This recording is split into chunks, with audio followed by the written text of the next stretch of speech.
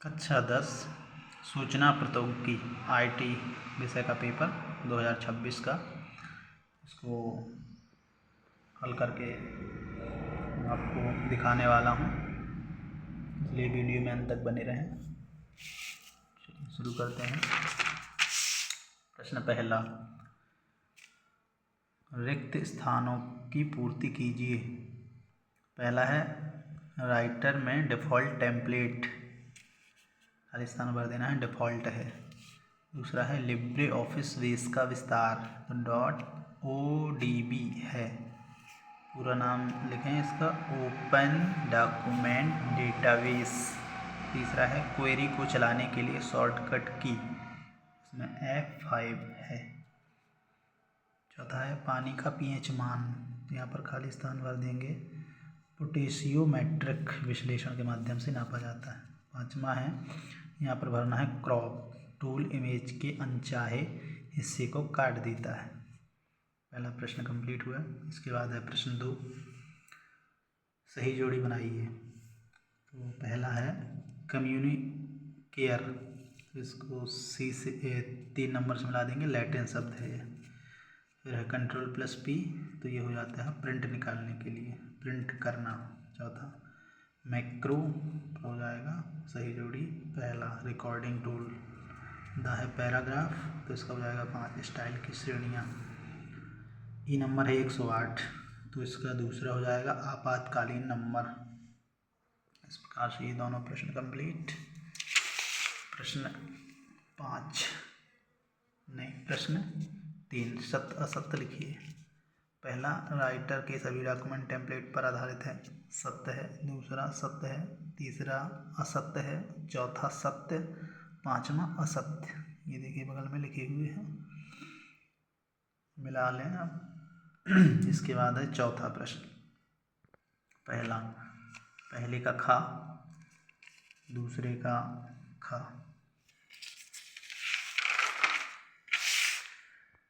तीसरा प्रश्न इसका गा है। चौथे प्रश्न का सही उत्तर है खा। इसके बाद पांचवें प्रश्न का सही उत्तर है का।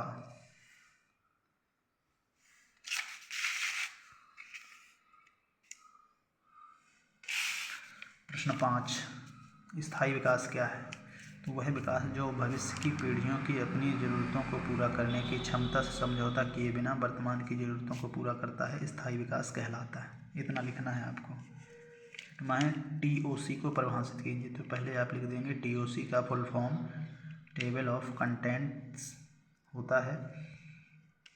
TOC एक दस्तावेज की शुरुआत में दी गई वह सूची है जो उसमें शामिल अध्यायों, शीर्षकों और उनसे संबंधित पृष्ठ नंबरों को दर्शाती है। इतना लिखना है। प्रश्न 7 है हाइपरलिंक को परिभाषित कीजिए। तो इसका उत्तर है हाइपरलिंक एक डिजिटल लिंक है जिस पर क्लिक करने से उपयोगकर्ता सीधे उसी दस्तावेज के दूसरे भाग या किसी बाहरी वेबसाइट पर पहुंच जाता है। इसके बाद है प्रश्न 8वां, DBMS को परिभाषित करें। DBMS का फुल फॉर्म होता है डेटाबेस मैनेजमेंट सिस्टम। यह एक सॉफ्टवेयर सिस्टम है जिसका उपयोग डेटा को व्यवस्थित रूप से संग्रहित, पुनः प्राप्त और प्रबंधित करने के लिए किया जाता है। इस तरह से यह आपके 8 प्रश्न कंप्लीट हुए। प्रश्न नंबर 9, तनाव क्या है? What is stress?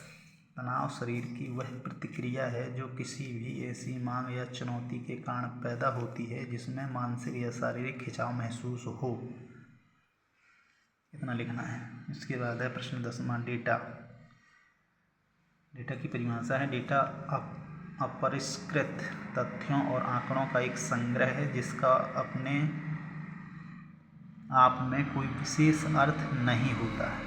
फिर है दूसरा सूचना की परिभाषा है जब डेटा को संसाधित और व्यवस्थित किया जाता है ताकि उसका कोई अर्थ निकले तो उसे सूचना कहते हैं। प्रश्न 11वां है 7C को परिभाषित करें। तो 7C का यहाँ परिभाषित इस तरह है। पहले C का मतलब होता है क्लियर यानी स्पष्ट। दूसरे C का मतलब होता है कॉन्साइज यानी संक्षिप्त। तीसरे C का मतलब होता है कंक्रीट यानी ठोस। इसके बाद चौथे सी का मतलब होता है करेक्ट यानी शुद्ध। पाँचवें सी का मतलब होता है कोहेरेंट यानी तर्क संगत। और छठवें सी का मतलब होता है कंप्लीट यानी पूर्ण। सातवें सी का मतलब होता है कार्टियस यानी विनम्र। इसके बाद है प्रश्न 12वां, माउस के कार्य लिखिए। तो पहला माउस का कार्य है क्लिक करना, दूसरा है डबल क्लिक करना और तीसरा है स्क्रॉल करना, ऊपर नीचे करना। इसके बाद है 13वां प्रश्न, एक सफल उद्यमी के कार्य लिखिए। तो एक सफल उद्यमी के कार्य पहला है नवाचार करना, दूसरा है जोखिम उठाना, तीसरा उसका प्रबंधन अच्छा रहता है, चौथा निर्णय लेने की क्षमता अच्छी होती है। 14वां प्रश्न है निम्नलिखित को परिभाषित कीजिए।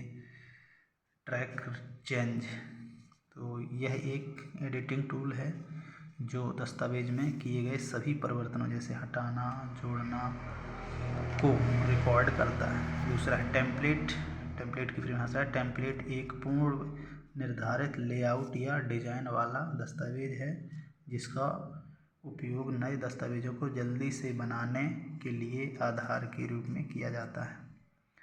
इसके बाद है प्रश्न 15वां, मैक्रो को रिकॉर्ड करने के चरण लिखिए। पहला चरण है टूल्स मेनू पर जाएं, दूसरा है मैक्रोज विकल्प चुनें, फिर रिकॉर्ड मैक्रो पर क्लिक करें, तीसरा है वे सभी कार्य करें जैसे टाइपिंग जिन्हें आप रिकॉर्ड करना चाहते हैं, चौथा है रिकॉर्डिंग पूरी होने पर रिकॉर्ड मैक्रो फ्लोटिंग विंडो में स्टॉप रिकॉर्डिंग बटन दबाएं, पाँचवा है अंत में मैक्रो को एक नाम दें और उसे सेव करें। ये हुए इसके 5 चरण।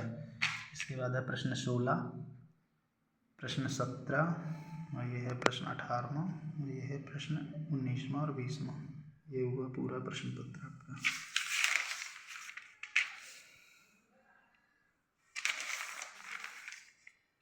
वीडियो अच्छा लगा हो तो वीडियो को लाइक करें, हमारे चैनल को सब्सक्राइब करें और कमेंट करके बताएं कि यह वीडियो आपको कैसा लगा।